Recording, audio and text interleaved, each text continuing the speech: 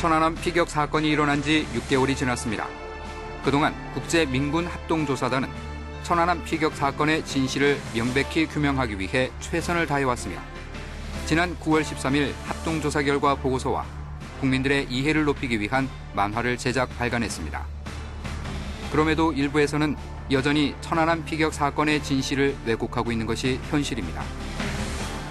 이에 국방부는 일각에서 제기한 소위 핵심 의혹에 대해 합조단에 참여한 민간 전문가들과 조사위원이 직접 설명을 드리는 동영상을 제작했습니다.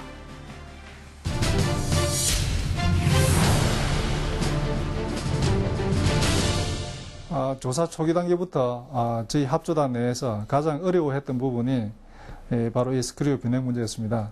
현재까지 본 적이 없는 기이한 변형 현상 때문이죠.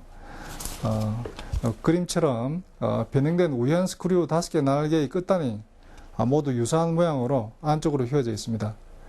그러나 정밀하게 조사한 결과 좌초와 같은 직접적인 접촉 손상으로는 현재와 같은 변형이 발생하기는 어렵다라는 결론을 얻었습니다. 결국 이 그림에서 보신 것처럼 감속기 부근에 작용한 충격력이 추진축을 통해서 스크류 날개로 전달됨으로써 발생된 관성력이 주 원인인 것으로 판단하였습니다. 그 충격력은 여러 가지가 고려될 수 있습니다만 자세히 검사해 본 결과 추진축이 약 90mm 이상 한미 방향으로 밀려 있는 현상에 주목하였습니다. 감속기에 작용한 충격에 의해서 추진축이 한미 방향으로 밀려나게 되고 이로 인하여 추진기 날개의 관성력과 함께 변형이 유발된다라는 시나리오죠. 의외로 쉽게 설명할 수도 있습니다. 이렇게 활짝 편 손바닥 가운데를 쑥 밀게 되면은 손가락이 안쪽으로 오그라들겠죠. 바로 이것과 동일한 현상입니다. 이 시나리오에 따라서 정밀 시뮬레이션을 실시하였습니다. 그 결과 이 그림에서 보시는 것처럼 현재 추진기의 날개의 변형 형상과 유사한 변형이 발생하는 것을 확인할 수 있었습니다.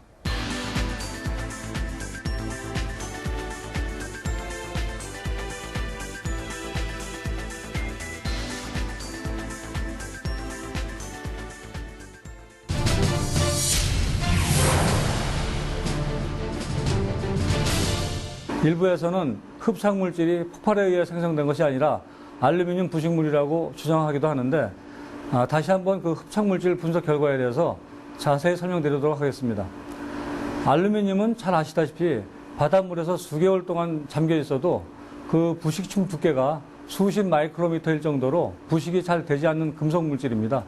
그런데 침몰된 지 한 달 정도밖에 되지 않는 천안함 선체에는 10mm 이상의 알루미늄 산화물이 아주 두껍게 흡착되어 있었습니다. 그리고 이 흡착물질은 알루미늄 소재뿐만이 아니고 전선, 페인트, 철 등 비알루미늄 소재에도 다양하게 흡착되어 있었습니다. 이는 흡착물질이 알루미늄 부식물이 아니라 어떤 다른 영향으로 인해 흡착된 물질임을 강력히 증명하는 것입니다. 그리고 흡착물질에 대한 결정 분석을 한 결과 이 흡착물질은 일부 흑연을 포함한 비결정질 알루미늄 산화물로서 전형적인 폭발제로 분석되었습니다. 모 박사가 흡착물을 Al2O3의 산화 알루미늄으로 간주하여 EDS 에너지 분광 분석상 이 물질의 산소 대 알루미늄의 비율이 0.23이 되어야 한다고 주장하고 있습니다. 여기서 0.23의 값은 표면이 균일하고 매끈한 조건에서만 얻어집니다. 그러나 흡착물질은 혼합 물질이고 입자 크기가 다르고 기공을 가지고 있는 물질입니다. 이런 물질에서는 0.23이라는 정해진 비율이 절대 나올 수 없습니다. 따라서 이것을 근거로 해서 흡착물질의 분석 결과가 틀리다고 하는 것은 비과학적인 것입니다.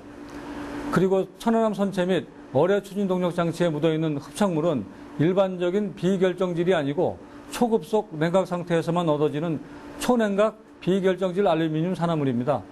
결론적으로 천안함 선체와 어뢰 추진 동력 장치의 흡착물질은 동일 성분이고 대부분 초냉각 비결정질 알루미늄 산화물로 구성되어 있습니다. 따라서 흡착물질은 알루미늄이 추가된 수중 폭염의 폭발 제거로 판단됩니다.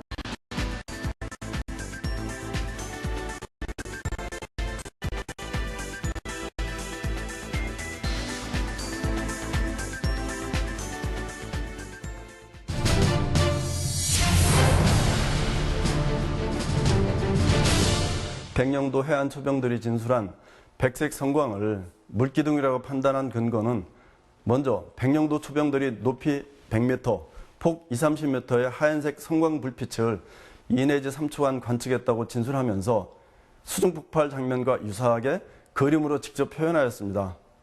그리고 천안함 생존 장병들이 구조 시에 천안함 선체 상단부에 좌연 현착, 그러니까 함정 예보에 오목하게 패인 창문에 물이 고여 있었다고 진술하였습니다.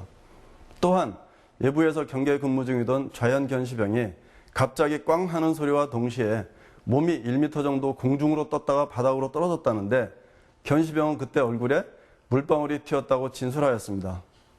따라서 백령도 초병이 경계 근무 시 해무 40%, 월광 78%, 가시거리가 500m도 되지 않는 기상조건 속에서 비록 물기둥을 직접 보지는 못했지만 이러한 여러 진술들을 종합 분석해 볼 때 민군 합동조사단에서는 초병이 봤다는 백색 성광을 수중폭발로 발생한 물기둥 현상으로 판단한 것입니다.